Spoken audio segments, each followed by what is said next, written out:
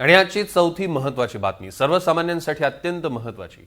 सणासुदीचा काळ येतोय आणि याच काळात महागाईचा फटका हा सर्वसामान्यांच्या खिशाला बसणार आहे। सरकारच्या प्रयत्नानंतरही देशांतर्गत बाजारात साखरेच्या किमती सातत्याने वाढत आहेत। गेल्या महिन्याच्या आकडेवारीनुसार साखरेच्या किमती सरासरी 8% वाढल्यात। काही राज्यांमध्ये ही वाढ 15% पोहोचली आहे। यामुळे दिवाळी, दसरा आणि इतर सणांमध्ये मिठाई जनतेसाठी महाग ठरू शकते अशी चिंता आहे। सणासुदीच्या काळात साखरेचा खप सर्वाधिक असतो, पण ही तीव्र भाववाढ घरगुती बजेट विस्कळीत करण्याची शक्यता आहे।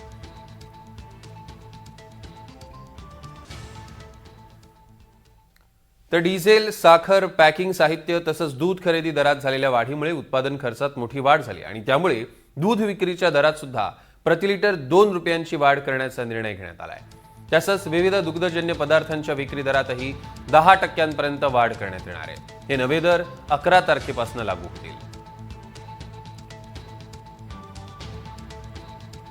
तर आता सरलेल्या जुलै महिन्यात घरगुती शाकाहारी थाळीच्या खर्चात मासिक खर्चाच्या तुलनेत 2% वाढ झाली आणि तो 7 महिन्यातील सर्वोच्च पातळीवर पोहोचला। म्हणजे टोमॅटोचे दर कमी झाल्याचा थोडासा दिलासा जरी असला तरी कांद्याच्या दरात वाढ झाली, स्वयंपाकाचा गॅस महागला, खाद्यतेल महागलं आणि या सगळ्याचा परिणाम मोठ्या प्रमाणात थाळीवर झालेला आहे।